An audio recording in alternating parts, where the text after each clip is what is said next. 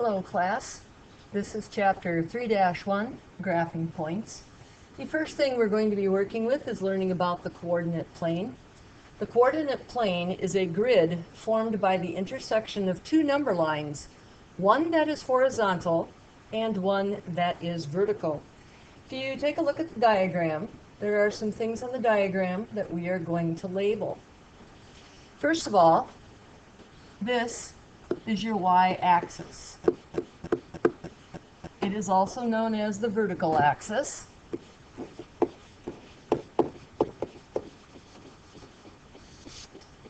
And on this particular axis, any of the points are going to be 0 and then an integer for y. Down here you have the x-axis, which is the horizontal. And any point on there is going to have the coordinates x, 0. In the center, where the two axes intersect, is called the origin. That is the point 0, 0. And we also talk about quadrants. This is quadrant 1, and we do use Roman numerals. And the coordinates here are going to be a positive x and a positive y. Moving counterclockwise, this is quadrant 2. It will have a negative x coordinate and a positive y coordinate. And then we have quadrant 3.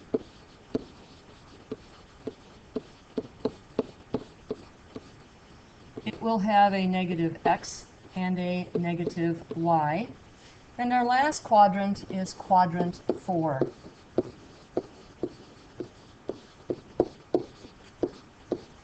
Quadrant 4 points will be x and a negative y.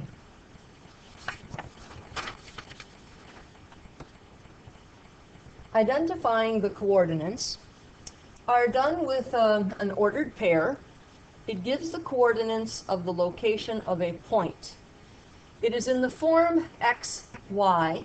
An example would be 2, negative 4, where 2 is the x-coordinate or abscissa. That tells us the number of horizontal units a point is from the origin. And the negative 4 is the y-coordinate, otherwise known as the ordinate, and it tells us the number of vertical units a point is from the origin. To identify coordinates, we are going to count the number of units to the right or left of the origin. That will be our x-coordinate. And then we have to count the number of units above or below that x-axis. That will tell us the y-coordinate. Let's look at point A. I start at my origin, and I count 1, 2, 3, 4, 5, over to 5. So that means that my x-coordinate is a 5. Then I count up 1, 2, 3. My y-coordinate will be 3. Now let's look at point B. Negative 1, negative 2, negative 3. Now I go up 1. So my coordinates for point B are negative 3, 1. For C, I will go over 1. And then I will go down 2. And you'll notice that right is positive and up is positive, left is negative, and down is negative. You do D and E, and then I'll show you. To do D, I count 1, 2, 3, 4, 5, 6, 7, 8, 9. I have moved to my left, so that's negative 9. You'll notice that you're not moving up or down, So you stay on the axis, so that means I've made 0 moves up or down, or the coordinates are -9, 0. For E, I'm still at this origin, which means that my x-coordinate for E has to be a 0, because I haven't moved right or left of the origin. I count up to the point E, and that is at +10. You will also be graphing points. It's usually a good idea, until you kind of know what you're doing, to start at the origin.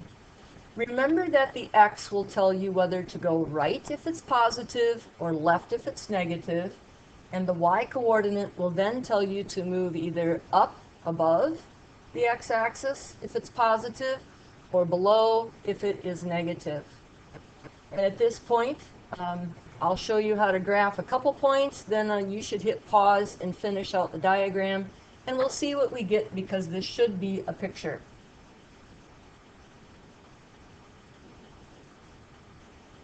Okay, point A is 4, 13. I start at the origin, go to my right to 4, and I go up to 13.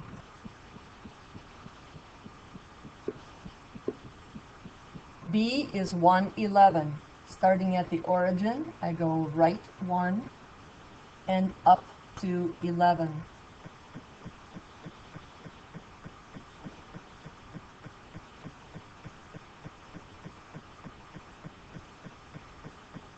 Don't think I want to put the point there.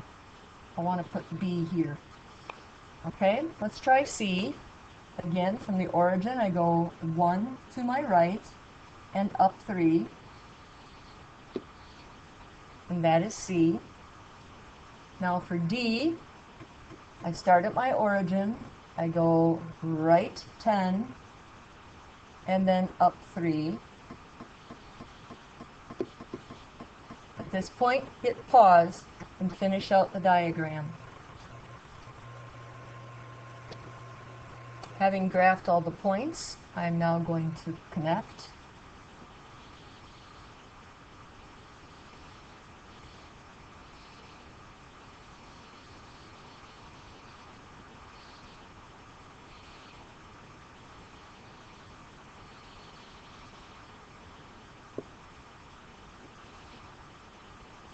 And the picture looks like a raft with a sail on it. And that is the conclusion of lesson 3-1.